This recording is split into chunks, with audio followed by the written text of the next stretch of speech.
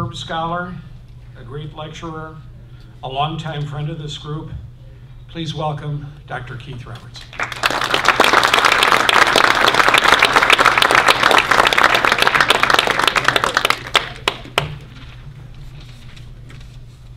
It's always great to be among you.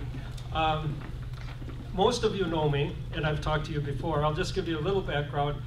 I'm a Wisconsin guy, born and raised in Wisconsin, but I spent a good part of my life working as a university academic vice president in Hawaii. In 2008, I retired from Hawaii and came back to Wisconsin because I was in love with its progressive traditions. When I came back to Wisconsin, I didn't even know who my state senator was, because that's one thing, we don't pay attention to state politics. We kind of trusted them and thought that they worked things out, and it went to the left a little to the right, but it was fine. I was doing consulting from 2008 until now in Asia and in the Pacific.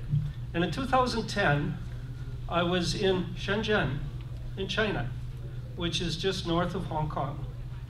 And I was also doing some work in Guangzhou. And the big news there was the high-speed rail from Guangzhou to Wuhan was in effect, and they could get there in 4 hours. And you know what that did? That eliminated air traffic between the two cities and reduced pollution. And the mayors of those cities both said, you cannot have a developing economy if you don't have adequate transportation for the people, and it means multiple transportation. It was the high-speed rail example that I saw in China, and then I came back in December of 2010, and remember, I had left with the idea that Tommy Thompson was supporting high-speed rail, and as an academic, I knew that high-speed rail was part of what they had called the IQ corridor, which was from the University of Chicago up to the University of Michigan, through University of Minnesota, through Milwaukee, past Madison, where all of this intellectual raw material could be shared, like the research triangle. And I came back, and the first thing the guy did, and you know, I'm going to say this, and I will say this anywhere, and you can record it, and I will not apologize for it. That idiot of a governor had no idea what economic development was all about. And I looked at what was happening in Wisconsin, and I was thinking, in 2004, I was in Fiji when they had the coup, and Commodore Bainimarama took over the government. And I came back to Wisconsin, and we had Fitzgerald, and the head of the police, Fitzgerald, and I'm thinking, it's the same thing. And then I went further and further as I keep looking at this. And I look at how a small amount of people own the state Supreme Court. So you've got the governorship, you've got both houses, you've got the state police, you've got the Supreme Court. It's no different than a dictatorship. It's no different than Fiji. And the interesting thing, you know what the problem in Fiji was? It's colonialism. Colonialism. And what did the British do? The British, when they went to Fiji, they couldn't get the Fijians to work on their plantations because the Fijians knew how to fish and everything. They didn't need to do that. They could figure that out. So they imported ethnic Indians. And the ethnic Indians worked for the British. And when the British left, Fiji had 50%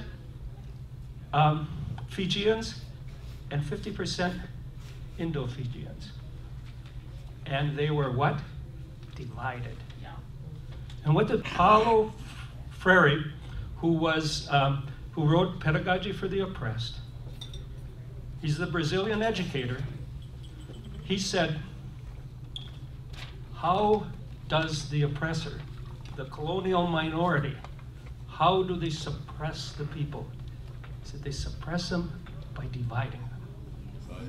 They divide them. And they keep them at each other's throats. And so you look at Wisconsin, and I look at Wisconsin not as a state, I look at it as a country. And there's a way in international economic development, we measure how money is dispersed.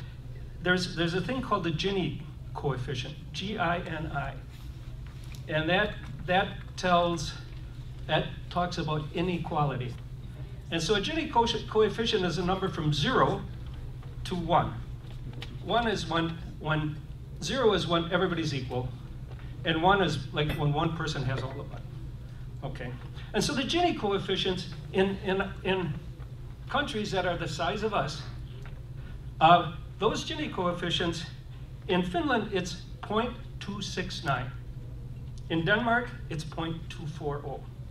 In the US in general, it's 0.48. It's the worst, it's horrible. In Wisconsin isn't quite as bad, it's 0.42.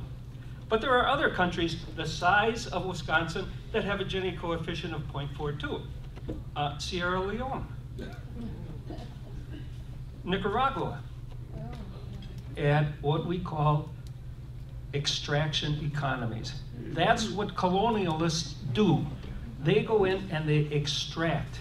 Like for instance, if you had a country that had 5 million people and somebody paid the colonial governor so that they could build the largest open pit mine in the world in that country, that is called colonialism.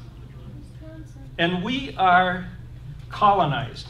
But we're not colonized by Great Britain, and we're not colonized by the Spanish. We're being colonized by a small number of very, very powerful corporations. And they're international corporations. And that's what you have to look at and understand what's happening. And why is it happening in Wisconsin? What's the thing? Why is Wisconsin, and it's at the epicenter of this. What's different about Wisconsin? What's the unique thing? In 1985, Rockwell Automation bought Allen Bradley. Okay. And what that did is that brought the endowment of the Bradley Foundation from 6 million up to almost 300 million. And it changed the game in Wisconsin. Now, and again, I'm looking at this as somebody who's an outsider coming in to not a state, but a country. Michael Grebe is this millionaire lawyer, but now he's the head of the Bradley Foundation. Now, the Bradley Foundation pumps money into all sorts of very, very conservative. Well, the chairman of the Bradley Foundation, Michael Grebe, you know what his other appointment is, don't you? He's the head of Governor Walker's campaign. So we have an upward fight, and we are still in the third phase of what I had called, other people talk, the cycle of greed. The first cycle of greed was the Gilded Age. The second cycle of greed was leading up to the Great Depression.